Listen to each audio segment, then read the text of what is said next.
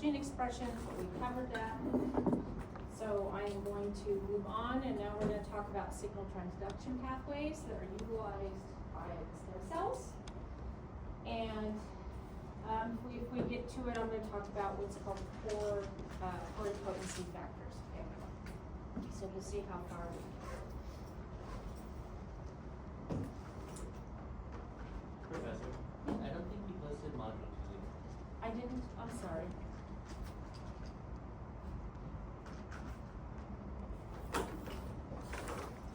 The stem cell niche.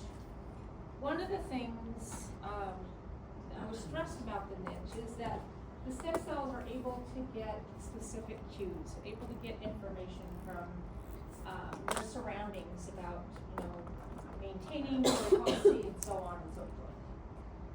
So one of the things that mentioned about these cues is that there's these signaling molecules, right, that are present. And these signaling molecules will bind to receptors in the membrane of a stem cell. So now, as we're going to talk about this, we're going to talk about the pathways within the stem cell that get activated with these cues. So this is not an all-inclusive list. This is just the ones that I have that I'm going to go over. So these include the intracellular responses to the chemical signals, again, that was received from the niche that we talked about. So for those of you that are in 3100, this may look familiar, the RAS-REF-MEK-ERT pathway, okay, right? JAK-STAT pathway, TGF-beta active invoke signaling, and then the Wnt-beta-catenin pathway, which I know you've heard that in here. We'll talk about that a little bit extensively.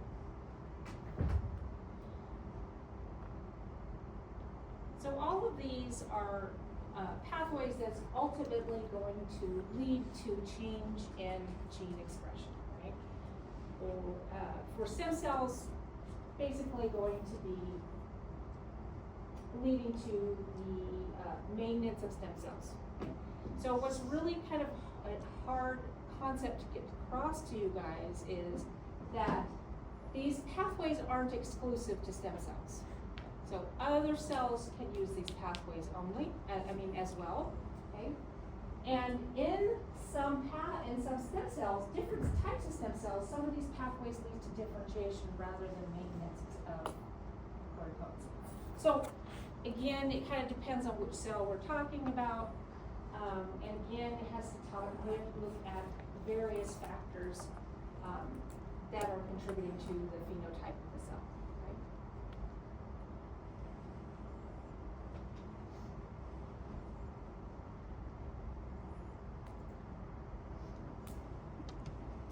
All right.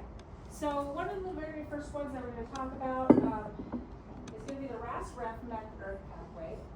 And the RAS-REF-MEK-ERT pathway is a receptor tyrosine kinase pathway.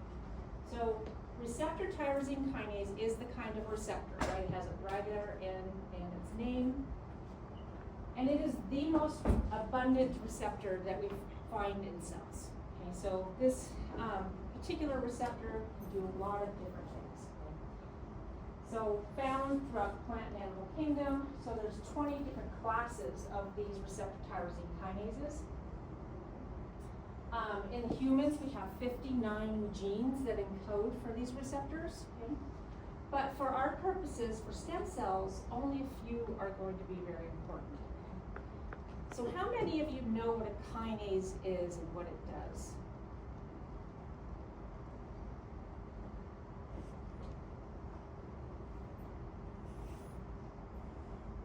You look like you want to say something. Isn't a kinase just add a Phosphate, yeah. Kinases phosphorylate. So they add phosphate groups onto other proteins, okay?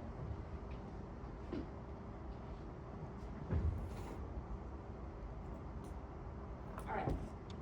So there are all kinds of different kinases, okay? But this one is a receptor tyrosine kinase, so it's giving you a little bit more information. So this receptor tyrosine kinase is characterized by its intracellular domains. These are the protein domains that are protruding inside the cell.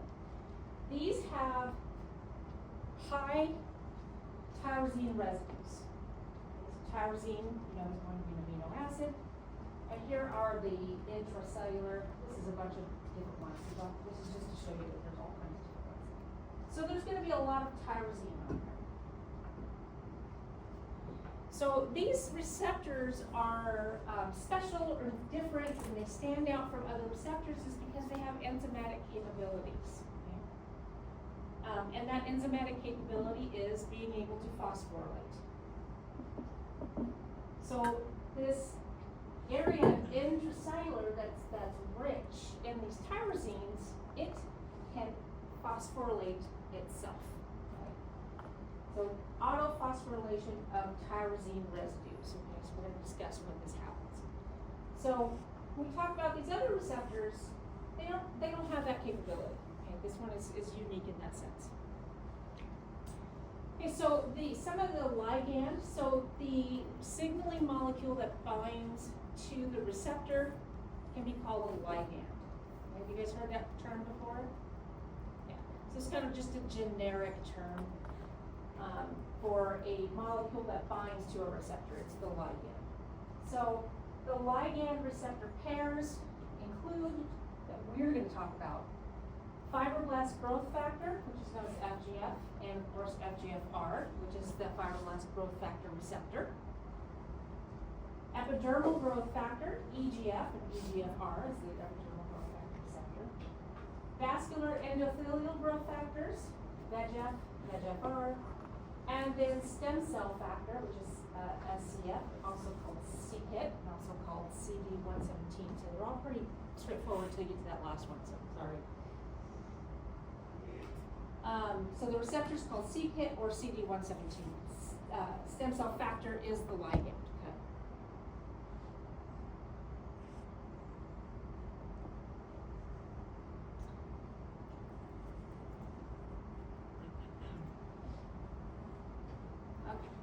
So, and this is from the book, and it just gives you the rundown. It gives you the idea of what happens when these ligands bind to the receptor.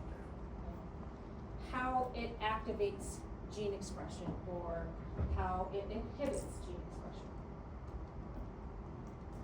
So, these receptor tyrosine kinases, they work as dimers. So in other words, this one here is an individual, and then this one here is an individual. Okay? I'm just going to go back a few just to show you. So this is kind of demonstrating that, how they're apart from each other. And then when the ligands bind to the receptor, what happens is it brings those receptors together. Because remember, the membrane's very fluid. Things can move about through it.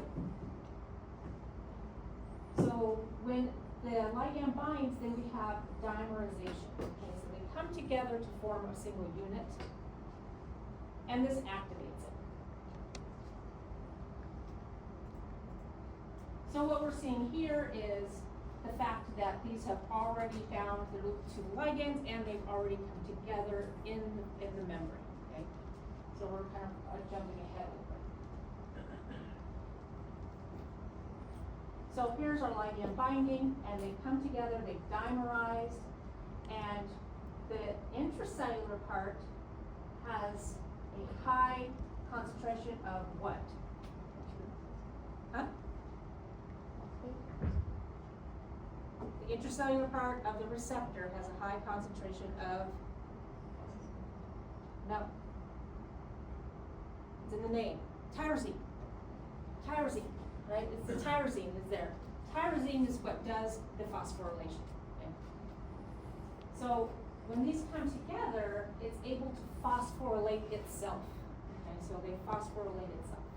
Okay? And that's what we're seeing. Yes, there's phosphates on there because it already have activated it and it's phosphorylated itself. So once its intracellular domains are phosphorylated, then we can have the cascade that's going to take place within the cell. Okay? So phosphorylation leads to a adapter protein. It's going to bind to the phosphorylated domain. That's going to then recruit another protein called GNRP. That binds to the adapter protein, activating it, okay?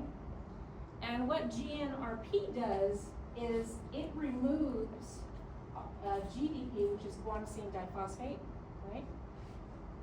And switches it out for GTP, triphosphate, on a protein called RAS. So when the GDP is removed and GTP is added, that activates RAS, okay? Giving it an activating modification. So RAS in itself is another kinase. Okay? So once RAS is activated, it's going to phosphorylate RAF. RAF in itself is a kinase. It's going to go and phosphorylate MEK. And MEK is also a kinase that's going to phosphorylate ERK. And when ERK is phosphorylated, it moves into the nuclei, and now it acts as a transcription factor. It binds and then activates the transcription. So now we can change, maintain, or alter the expression of the genes of the cell based on the ligand binding to the receptor.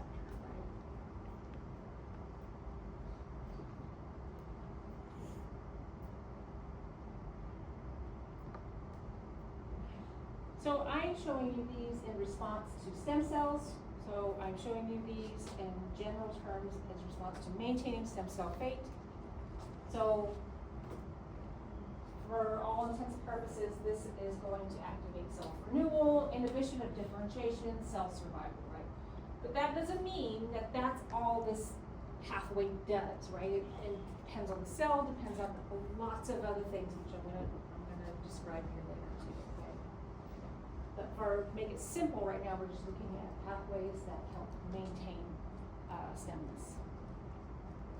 So does everybody understand how the RAS-REF-MEK pathway works in general?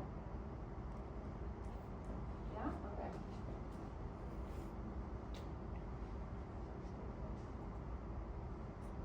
All right.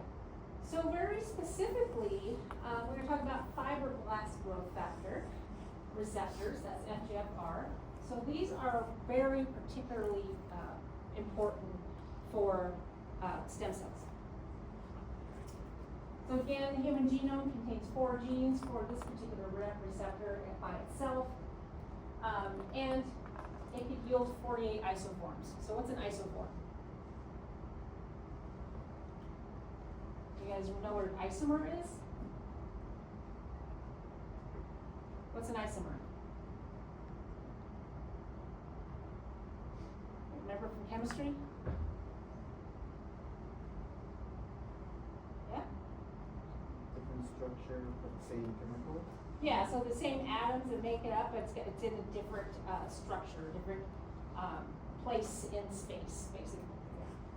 So with these isoforms, it's kind of the same thing where they have this they have this main function, but there's going to be some variance and some differences in it.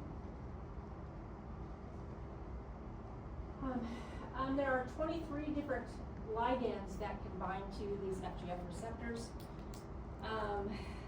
And for stem cells, FGF2 and FGF4 are particularly important.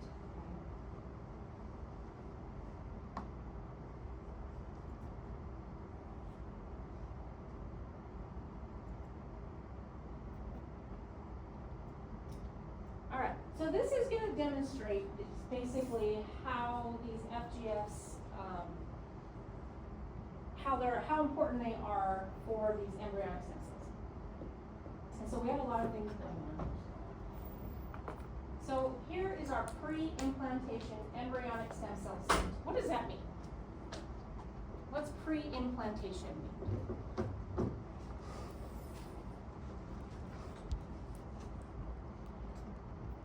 Before it gets implanted. In what?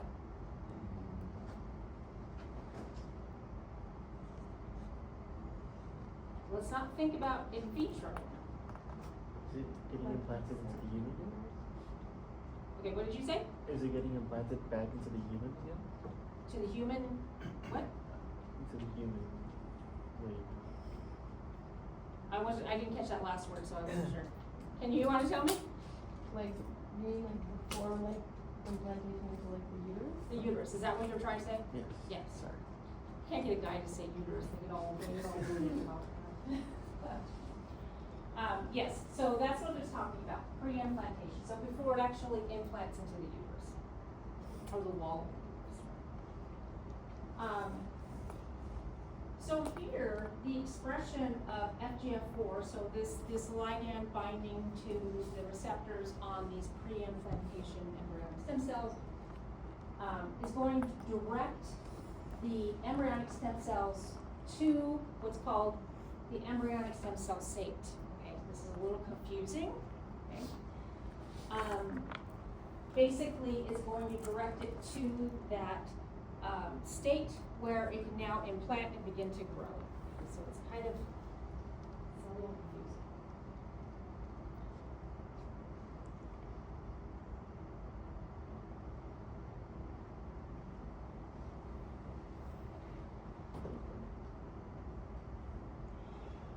So with the presence of this, now we're going to move on, and now we're in this human embryonic stem cell state, and this is what we are looking for basically when it comes to pluripotency. Right? So this is the state that we have the ICM within the blastocyst and all that. So now these cells are going to receive FGF2, and FGF2 is going to do a couple things. It's going to block apoptosis. What's apoptosis? Programmed cell death, yes. So it's going to say, nope, we're not going to die. We need these cells. We're not going to do that. FGF2 is also going to block differentiation into the neuronal fate. Right? FGF2 will also block differentiation into the endoderm and the trophectoderm.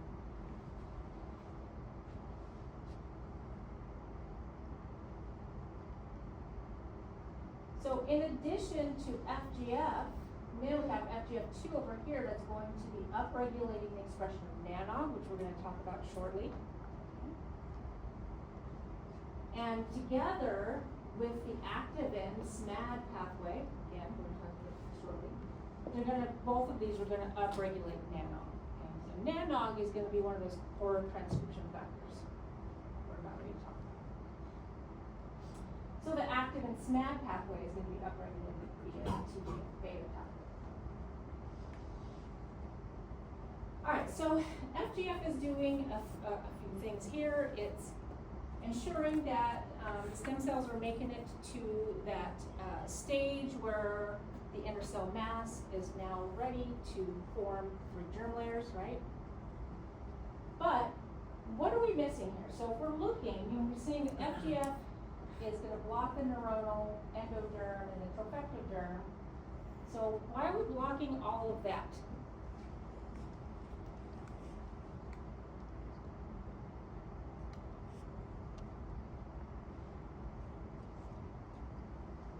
What's the very first germ layer to develop? Huh? Is it the ectoderm? The ectoderm, right? And the ectoderm forms the skin and the nervous system, right? So first and foremost, this has got to be blocked, right? Because we don't want it to differentiate yet. And then it's going to be blocking that. And the mesoderm is going to come later. So it's blocking this differentiation and it's blocking apoptosis. So now we have these embryonic stem cells that are primed and ready to develop.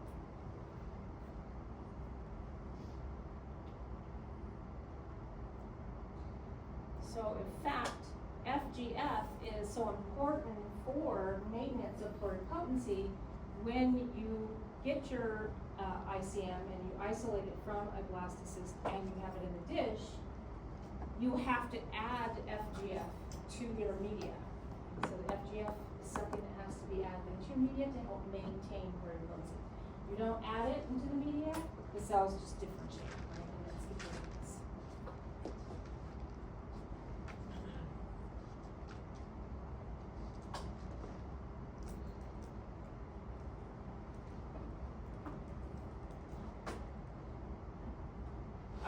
So that was Ras, Ref, Mech, Kirk, and particularly we talked about the fibroblast growth factor. So now we're going to talk about JAK-STAT signaling.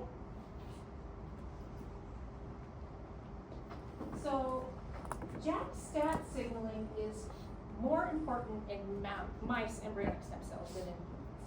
Okay? In humans, it's more associated with maintaining the adult stem cell state. Okay? So maintaining multipotency instead of pluripotency. So this is one of the differences that we see between mice and humans. So the ligand for the JAK-STAT signaling pathway is called leukemia inhibitory factor, or just LIF. LIF is just a lot easier. And LIF binds to receptor pairs, the LIF-R receptor and GP130. So this is going to do the dimerization thing again.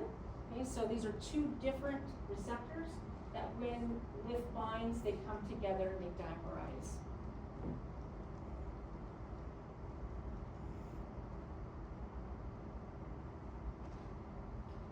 So in the mouse embryo, we find that these trophoblast cells secrete the lift cytokine, the lift ligand. Okay, so these trophoblast cells are secreting the ligand, but only the cells of the inner cell mass have the receptors to receive that signal. So when they're secreted, they bind to the inner cell mass and thereby maintaining the pluripotent state. Okay.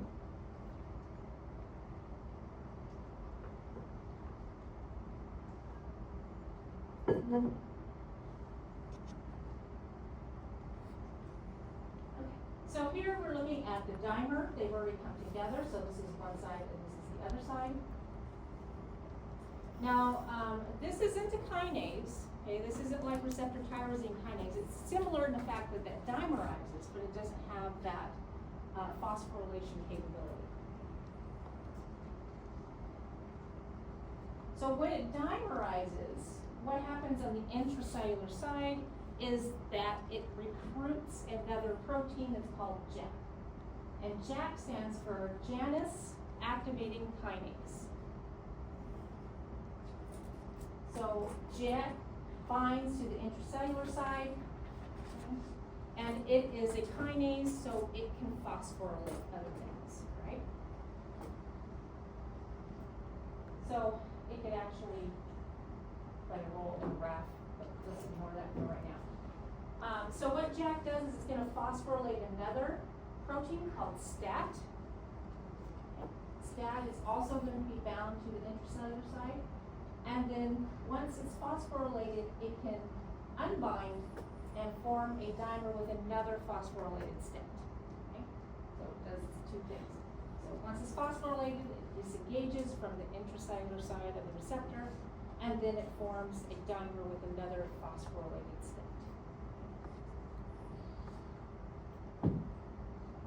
So once those two phosphorylated proteins come together, now it's an activated transcription factor. It moves into the nucleus, and it'll bind to the DNA where it's going to influence gene expression.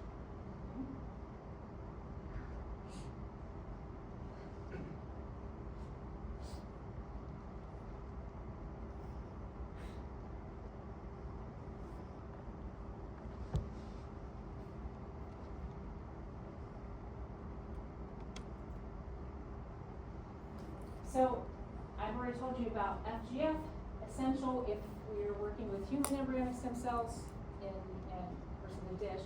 But LIF, if we're working with mice, we have to add LIF. Okay? So remember, we've removed the trophoblasts, and so we have to provide for that ligand. So fibroblast growth factor must be added to the media for humans. And then leukemia inhibitory factor must be added to the media for mouse cells. Okay?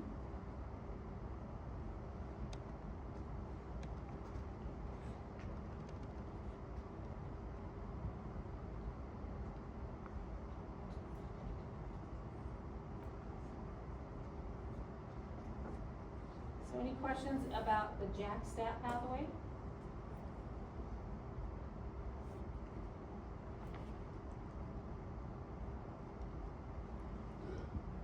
I have a question.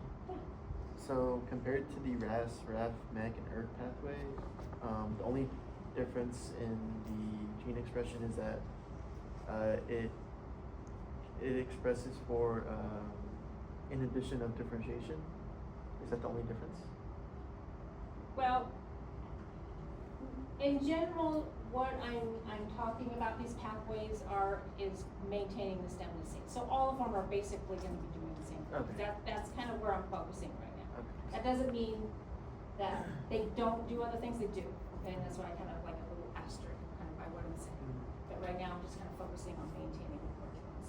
Okay, I see. So the JAK-STAT is more important in mice, whereas FGF is more important in humans.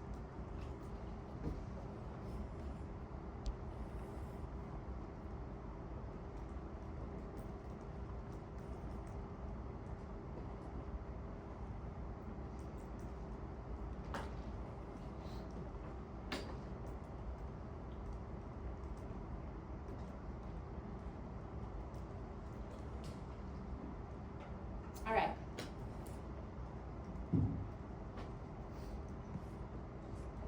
So now we're going to move on to our TGF-beta activin nodal signaling. The TGF-beta includes this large, very large family of ligands. Some of them are conveniently named TGF-beta, right? TGF-beta 1, 5, 2, 3, which makes sense. But some of them are not. So we have BMP. We're going to be talking a lot about BMP. So BMP stands for bone morphogenic protein. And they are part of the TGF-beta superfamily, and there's a lot of them, right? A lot of different BMPs. So I just talked a little bit about activin. So in response to upregulating NANOG in human embryonic stem cells, right? So activin is also part of this. But these other ones are probably not really talked about. BMP you'll hear a lot, TGF you'll hear.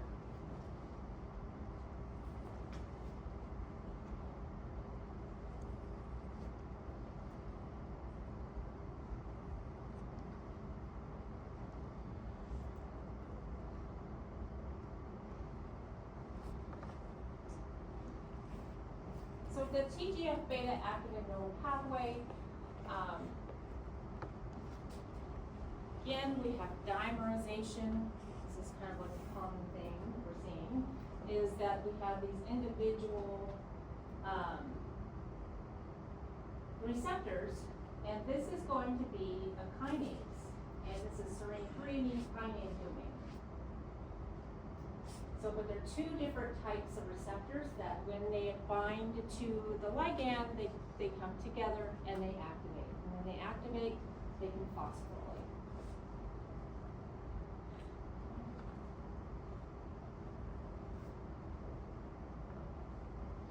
So when they're activated, what they can do is they can activate SMAD.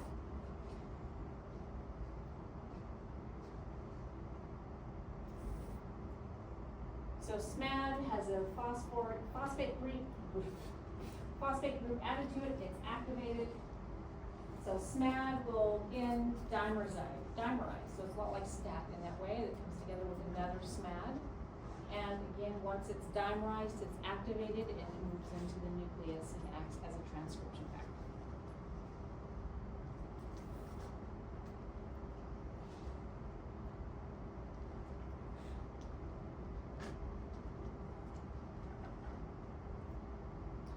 Okay, so now it gets a little confusing here, so take a deep breath. So remember, BMP is a TGF-beta ligand, right? It's all part of that one we just talked about.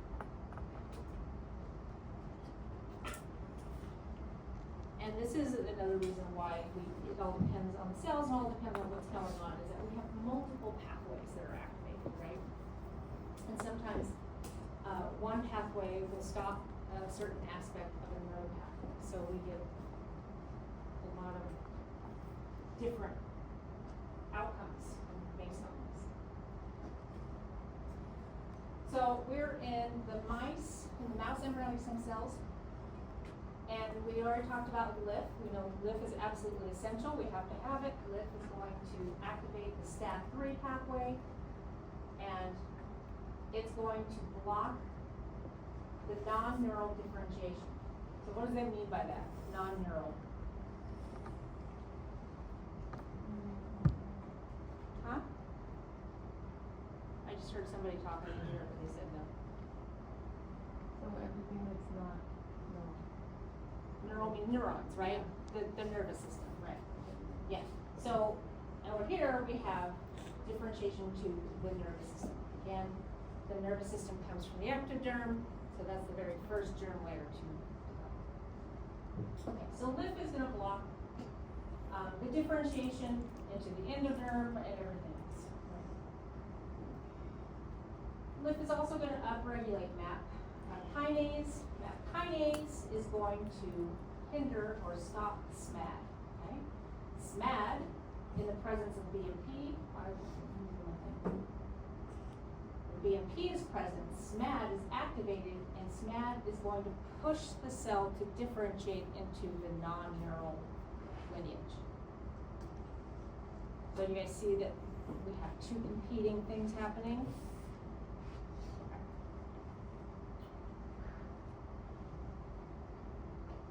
So, in addition, BMP is going to activate SMAD, and SMAD's job is to block neural differentiation.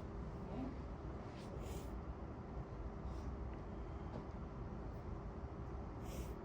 So the presence of LIF blocks non-neural because LIF is activating STAT and MAPK. MAPK is going to stop SMAD. But the presence of BMP means SMAD's activated, but MAPK is stopping it, so we're not getting to the non-neural differentiation, right? But it's not, SMAD can stop the differentiation into the neural, which MAPK is going to push for. Okay? You guys think I'm crazy? You guys want to throw stuff at me right now? But this is why it's hard to get you guys, and trying to make you guys understand that it depends on what's going on, where the cell is, what, everything that's going on. Because we have these pathways that are competing against each other, and it's just this very precise mechanism that allows them to do what they need to do.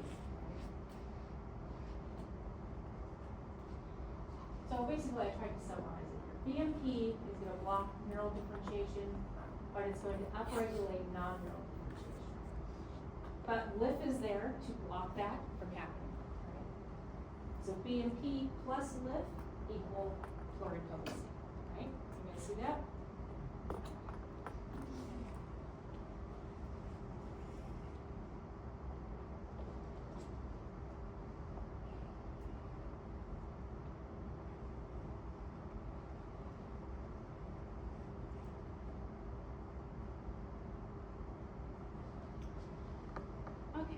So this is just a nice image. This isn't for the book. This is something I found.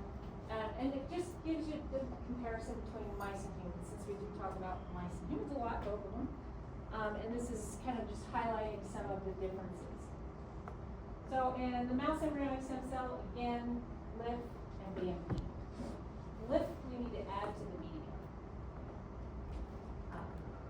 medium. BMP we get the cells will get from feeder cells. So when we culture cells, typically we have a layer of fibroblast cells, are called feeder cells, that don't divide, and what they do is they secrete and produce these cytokines and these ligands that are necessary for the stem cells. So we're getting BMP from there. So this is just kind of showing you STAT is activated, SMAD activated. Basically, we're activating the pluripotency network. But for humans, we need FGF that's added to our media, and we get TGF-beta. Okay? And that's gonna add SMAD, and then we're gonna upregulate pluripotency now.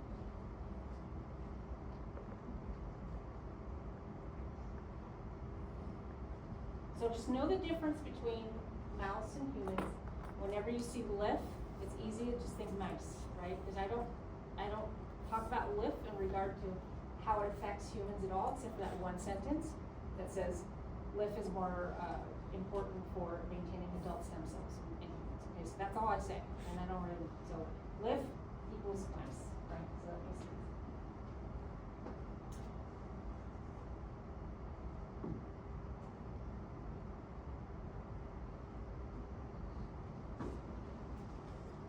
Any questions? I know it's a lot to kind of take in.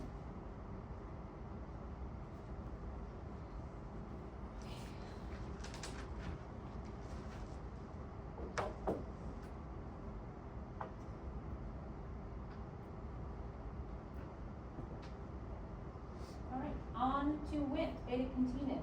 So we learned a little bit about Wnt in the intestinal crypts, but that was outside the stem cell, right? And outside in the niche, and how the presence of Wnt helps maintain the intestinal stem cells. Now, intestinal stem cells are adult stem cells. So now we're going to see how it does that within the cell itself, within the intestinal stem cells. So again, it's a family of ligands. There's not just this one particular protein. There's a family of Wnt ligands. There's a total of 19 secreted glycoproteins. And there's different Wnt pathways. So one thing that you're going to hear is canonical pathway, Wnt pathway, and then non-canonical pathway. And all that means is when discovering this pathway, it was this Wnt disheveled beta-catenin pathway was what was originally discovered and focused on. After that, they discovered that Wnt, when it binds, can activate different pathways. Those are called the non-canonical pathways. So whenever you hear canonical, it means this Wnt disheveled beta-catenin pathway. Okay. And you see Wnt beta-catenin, that means the canonical.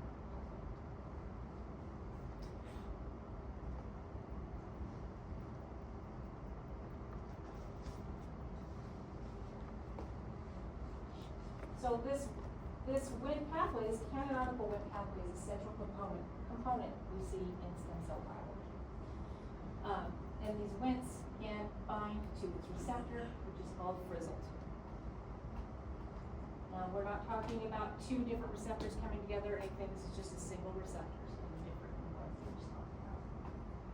So Wnt binds to frizzled, and it upregulates beta-catenin.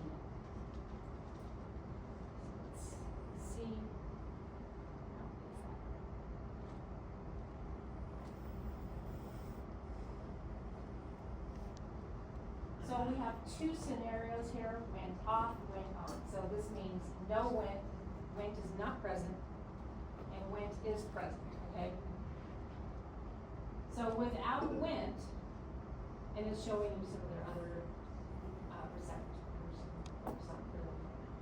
So without Wnt, frizzled is just sitting there, just waiting.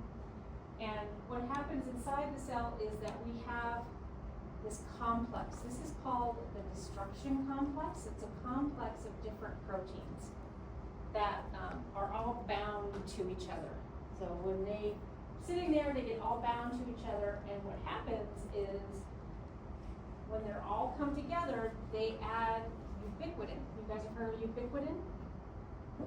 Or ubiquitination? Yeah? So ubiquitin is just a protein that's added to other things to mark it for degradation. Okay? So this complex will add this ubiquitin protein to beta-catenin. And that triggers the cell to say, hey, we need to get rid of beta-catenin. We need to break it down into its little components, right? So, and that's what we're seeing now. Beta-catenin is going to be broken down. And we have nothing new going on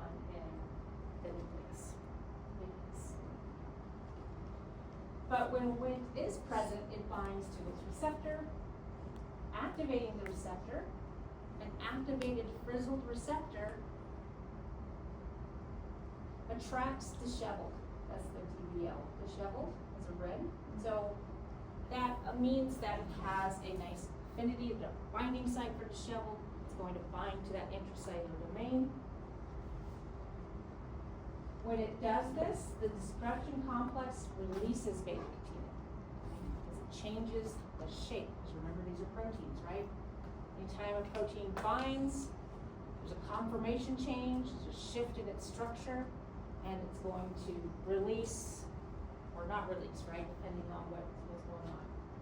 So here, when the disheveled binds, it has a shift in its structure. And that's going to carry it out through that whole complex. So they will end up releasing beta-catenin. So beta-catenin now is floating around in the cytoplasm by itself, and as its concentration, I see so many people falling asleep. It's like so many people's eyelids are like going, it's like, I get it, I know. So as the beta-catenin concentration, I guess the weekend was just a little too good, huh? Was it too good for everybody? So as the beta-catenin concentration increases in the cytoplasm, then it ends up moving into the nucleus and acts as a transcription factor. It actually binds TCF, and then it upregulates the Wnt targeted genes.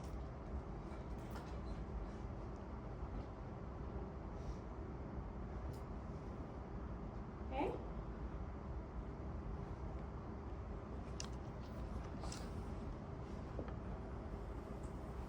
Make sense? All right.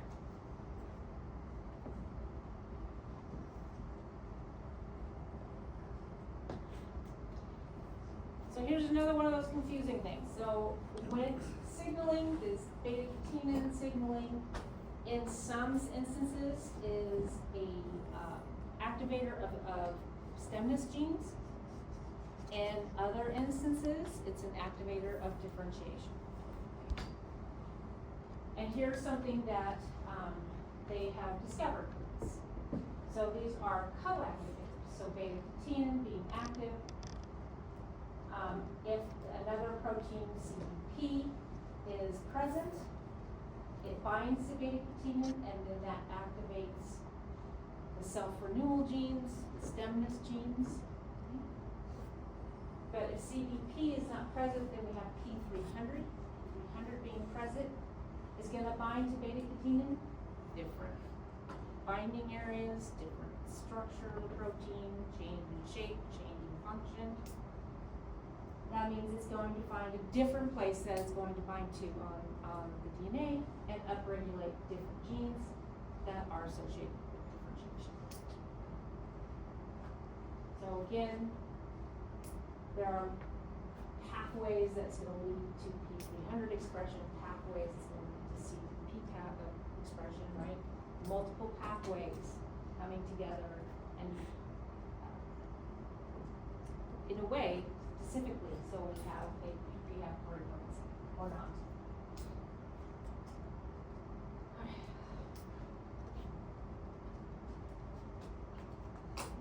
just have this.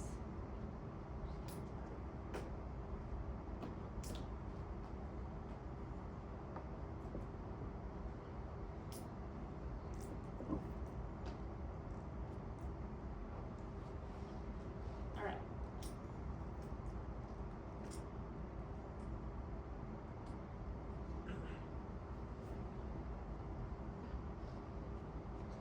Questions? Comments? Concerns? No? Okay. Alright. So I cannot stress enough of the complexity. I in no way want to portray to you that this is very simple, because it's not. But in no way do I want to make this really confusing and hard for you either, right? So I have to try to strike a balance. So again, and like we already saw, multiple pathways can be involved in activating or inhibiting the same group of genes. So we can have competing pathways, right? again, this is just kind of showing you how different pathways can interact with each other. I've already showed you that, but I'm reinforce that part. The fate of the cell, whether it remains pluripotent or differentiates into a specific cell type, is determined by the combination of the activated pathways, okay? The crosstalk between the pathways. If one pathway is inhibiting another pathway, that's crosstalk, right? So all of these, where one pathway is coming over and it's affecting another one, that's all crosstalk, right? And on top of that, the concentration levels and the interaction levels of the ligand and receptor.